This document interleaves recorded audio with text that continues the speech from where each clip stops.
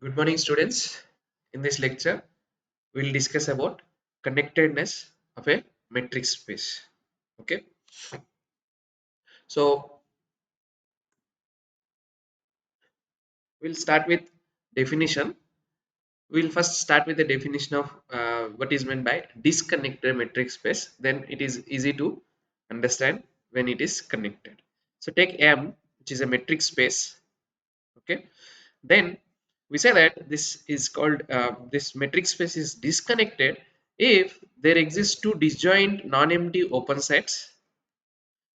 Okay, they are of course open sets such that if we can write M as union of these two disjoint open sets, then we say that it is disconnected. So a metric space is said to be disconnected if we can write that metric space as disjoint union of two non-empty open subsets. Okay, and such pair is called disconnection or separation for M. If no such separation exists, then we say it is connected. Okay, that means if we can't write M as disjoint union of two non-empty open subsets, then we say that it is connected. And if at all we can find such A and B, then we say it is disconnected. Okay, if we see some quickly example, you take M comma D is a discrete metric space with at least two elements. Okay, then this is always disconnected. So if you take M comma D, which is a discrete metric space with at least 2 points, then it is always disconnected. That is obvious because what we know about discrete metric space is any subset is open there. So obviously you take any x, then this is a open. Okay, then you take M minus x, which is also open. Then if you take union, then what you get is this. Okay, so you are able to write M as union of disjoint union of these two open sets. So therefore, a discrete any discrete metric space with at least 2 points, because you require this should be non-empty. This is non-empty means you should have at least one element different from x. So at least 2 points we require. Then it is always disconnected. Okay, we will give a characterization of this connectedness in terms of what is called open and closed sets. So if a set is both open as well as closed, then we call it this as a Klopen set. Okay, just to give a name, otherwise you can even say just open and closed. Okay, fine. And you can observe that this empty set and whole space are always Klopen, and you can call it that as trivial Klopen sets. Okay, uh, other than this, if any metric space has some non-trivial Klopen set, then we say that this is disconnected. Okay, so what is the result? M is connected if and only if it has no non-trivial Klopen sets. Okay, so if at all if we know that some in a metric space some set is both closed and open, which is non-trivial, then definitely we can, according to this theorem, we can say that it is disconnected.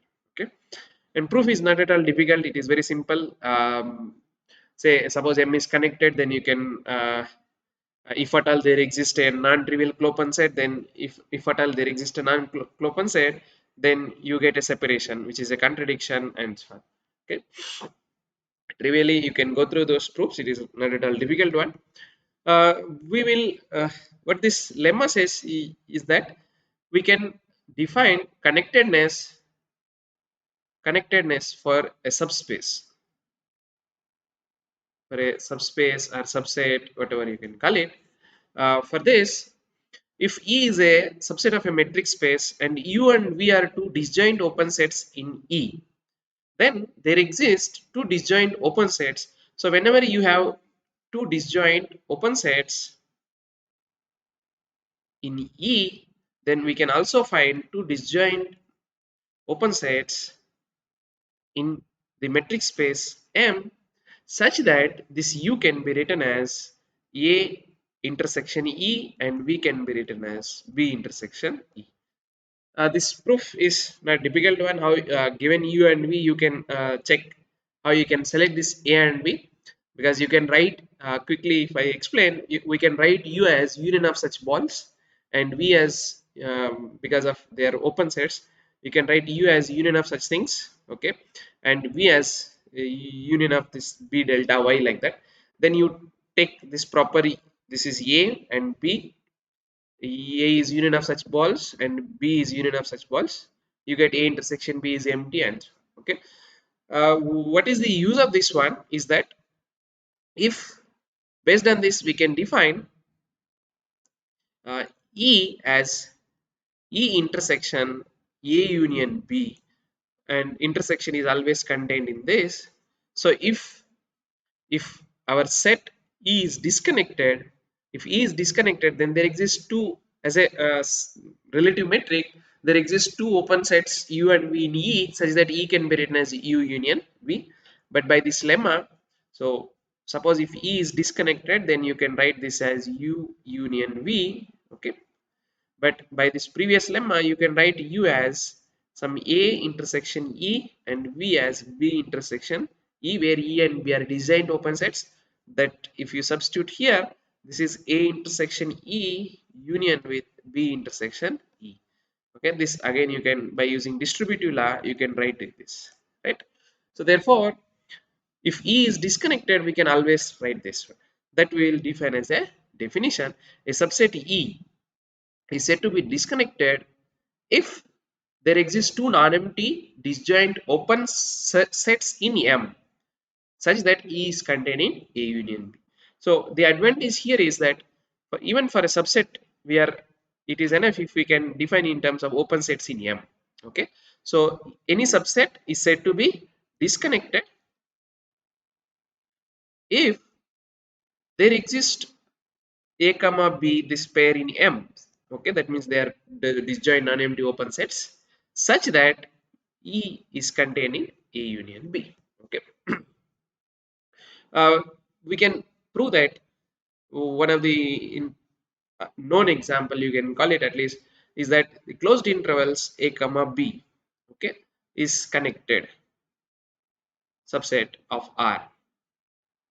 Okay, that means uh, not only then you can think about any open interval A comma B, one side open other side closed, all those things. Similar way you can prove it here. The proof goes like this. Suppose assume that A comma B is disconnected, okay, then you can as a metric space you can write this as two disjoint union of two disjoint open sets in this A comma B, okay. Or you can even here you can say, you can write it like this, okay. It is contained in this. Now if you take any element here, then x is less than or equal to b, okay. So A will become an bounded above. That means if you take any element here, by LUV axiom there exists a supremum, so you can call it C as supremum of A, okay. And then our aim is to show that this C is in between A and B, okay. That means C belongs to here, but C is not in A as well as C is not in B. This will give a contradiction to this assumption, okay, right? That is the idea, and it is not at all difficult one. If at all C belongs to A, then using the upper bound property, least upper bound property, and A and B are open sets, you get a contradiction, okay. Just for example, if I quickly explain this, suppose C belongs to A. Now since A is open, there exists epsilon greater than 0 and C is a point there, so C comma C plus epsilon, C minus epsilon to C plus epsilon, so in particular C comma C plus epsilon is contained in A, right? So that means this C plus epsilon by 2, which is in between here, belongs to A, right? But C is least upper bound, that means C plus epsilon by 2 is less than or equal to C is obviously a contradiction, right? Similarly, you can argue for B also.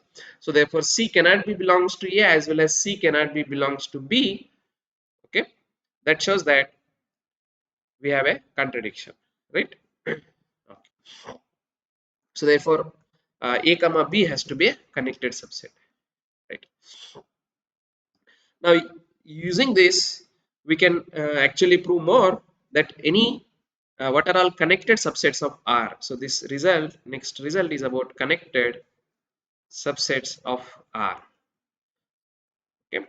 So you take E is a subset of R, of course containing at least 2 points, is connected. So this will be a connected subset of R if and only if whenever you have 2 points, okay, of course one less than the other, then what we should have is this entire interval should be contained in E.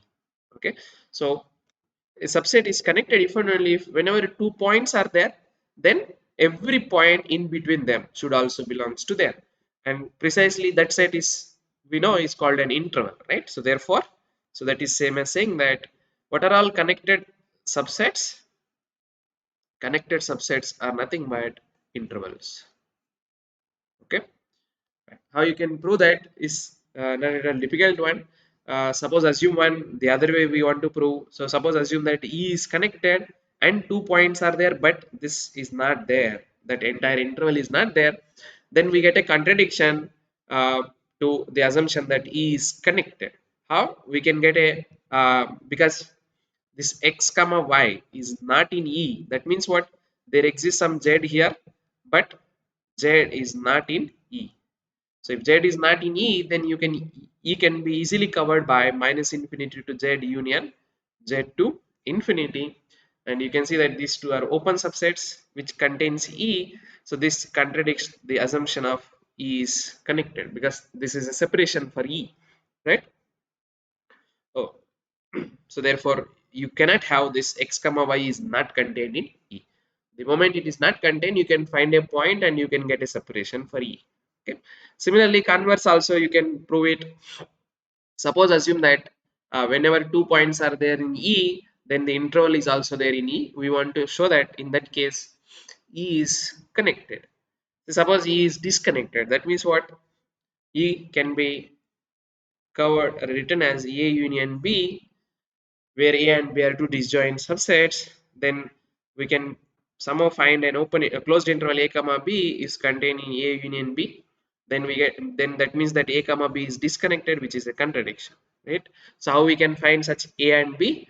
Because this E intersection A is non-empty, so you can find one element here, and E intersection B is also non-empty, we can find an element here, and assume that one of the A is less than B, then this obviously A comma B is contained in E, that is our assumption, right?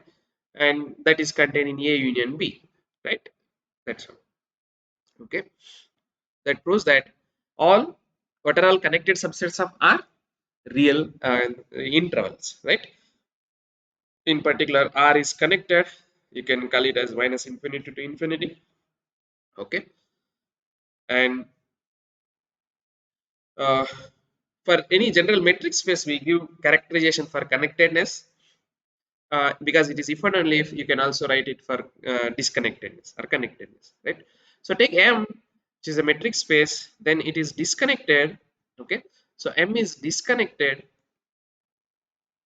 if and only if there exists a continuous map M, F maps from M to 0 comma 1. Okay, and here what you have here is this discrete metric. So discrete metric with 2 points.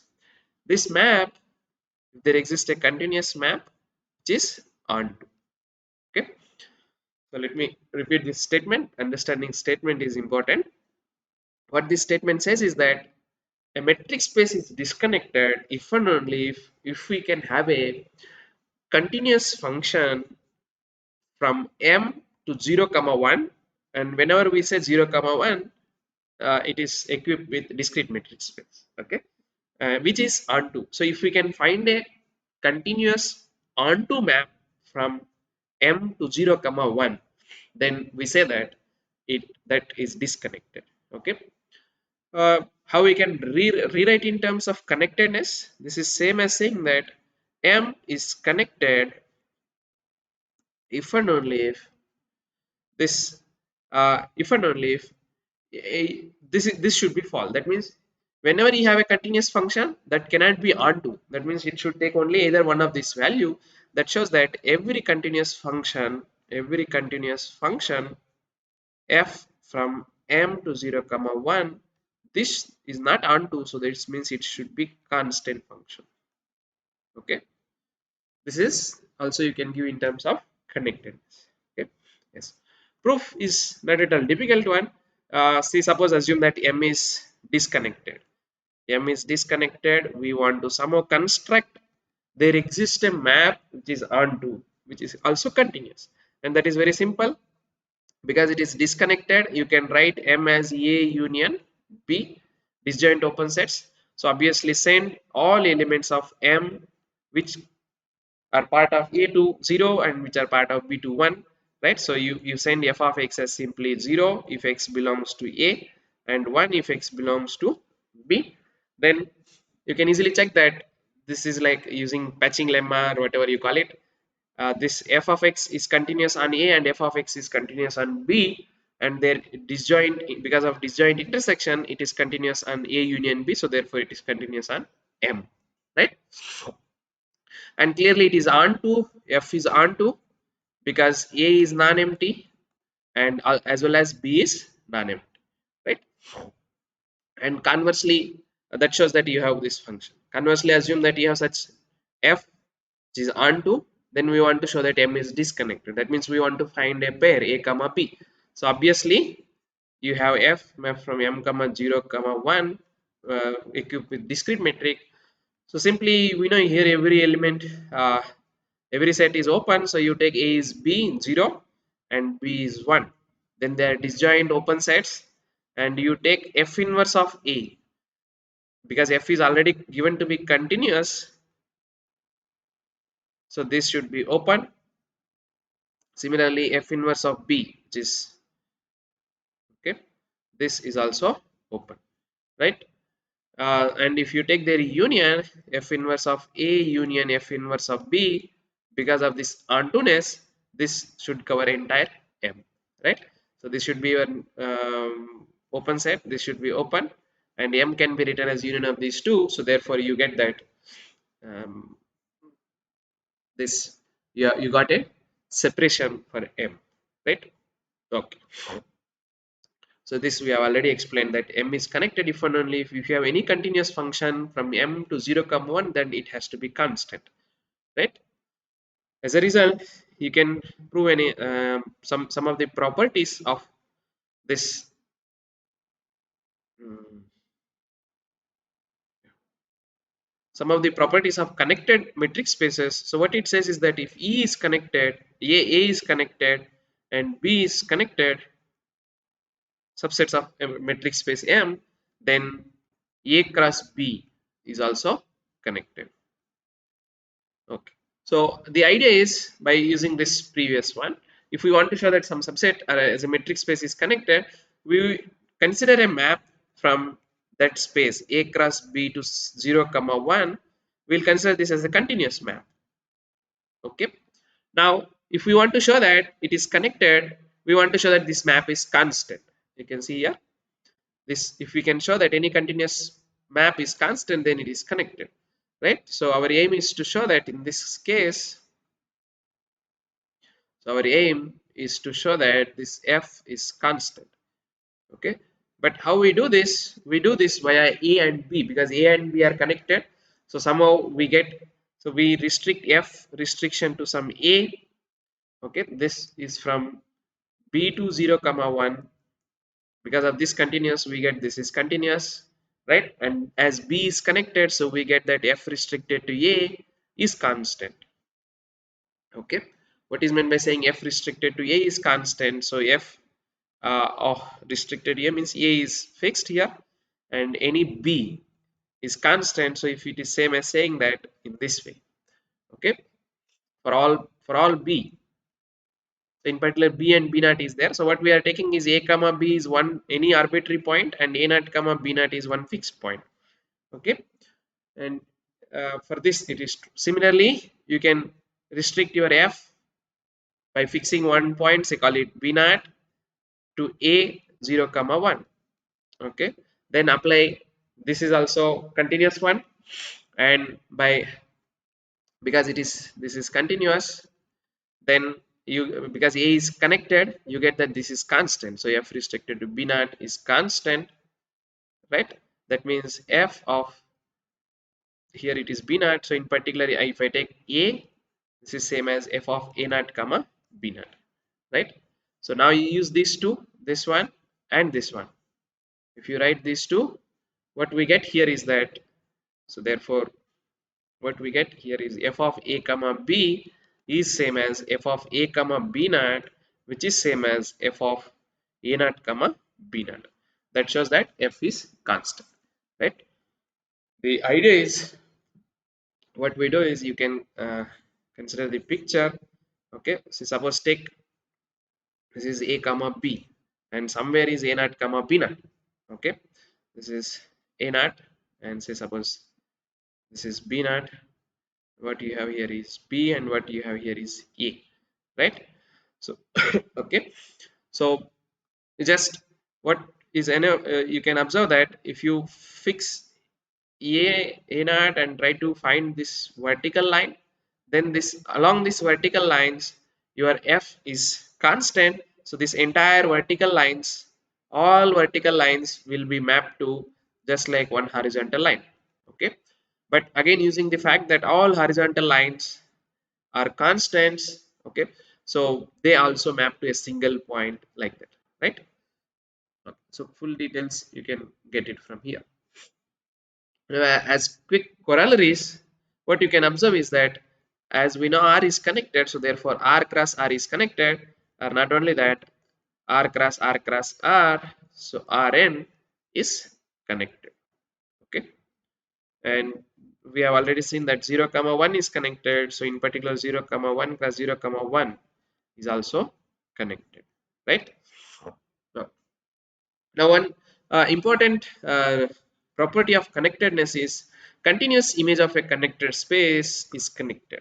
That means if we have f maps from m comma n, which is continuous, and e is a subset of m which is connected, then f of e subset of, as a subset of n is also connected. Okay, so whenever you have a continuous map and whenever you have a subset which is connected, then its image is also connected. Okay, so continuous image of a connected space is connected. The proof is not at all difficult one. We want to show that this f of e is connected, right? So assume that suppose f of e is disconnected. So by previous lemma, there exists a map G from f of e to 0 comma 1, which is onto map, and of course it is continuous. So there exists a continuous map, right? But this is same as saying that there exists a continuous map G composed f from e to 0 comma 1, which is also onto, right? But because G is continuous on f of e and f is continuous, that shows that this G compose f, this is a continuous map on e, right? But e is given to be connected.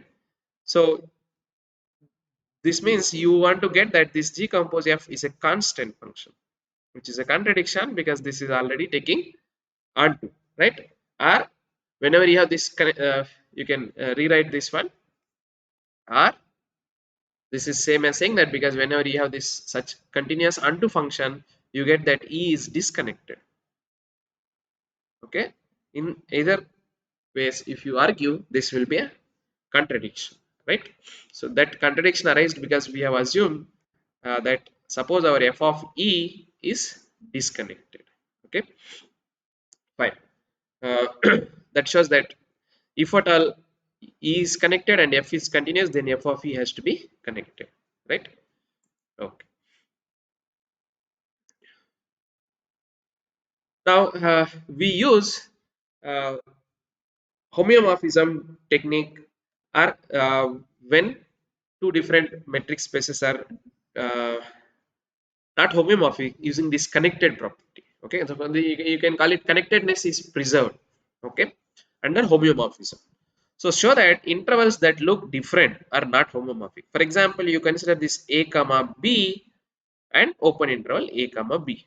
Okay, I explain the idea, then you can go through the proof how we do it here. See, for example, if you understand pictorially, this is a and closed b here, okay, and the other one is open a and open b.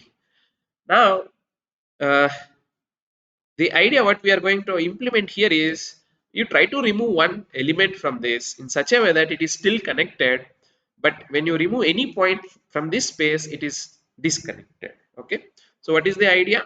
The idea is you simply remove b. Okay, if you remove b, what you get here is this a comma b, which is still connected. We know this interval is still connected, whereas if you remove any point, because endpoints are not there, then this will become disconnected. Okay, so if you remove any point from this interval, it is disconnected, whereas if you remove a we have a scope here, not any point, we have one point at least in this. If you remove that point, it is still connected, right? So therefore we get that these two are not, cannot be homeomorphic, and that we have written here simply whatever we have explained pictorially, we have written here, right? Similarly, R square is not homeomorphic to R. Why? This is not homeomorphic to R because again we can apply the logic. So R square in the sense it is like this. So try to remove any point, one point from here, and what you have another side is R. This is R and this is R square. So if you remove any point, for example, if I remove R square minus 0, okay, it is still connected, just like you have a paper and you have one hole there, right? Whereas this is just like a line, so whenever you cut a point, then it will be disconnected, right? No matter whichever point it may be, so this is still connected, whereas this is disconnected, right? So that shows that R square is not homeomorphic to R. You can similarly argue with this. This is not homeomorphic to here because by whatever argument we are saying, you can try to remove that point. But here, uh, in such a way that it will be disconnected, right? These are the some of the examples of connectedness and some properties of connectedness we have seen, right? In next class, we'll see some other concept named called totally bounded subsets. Okay, thank you.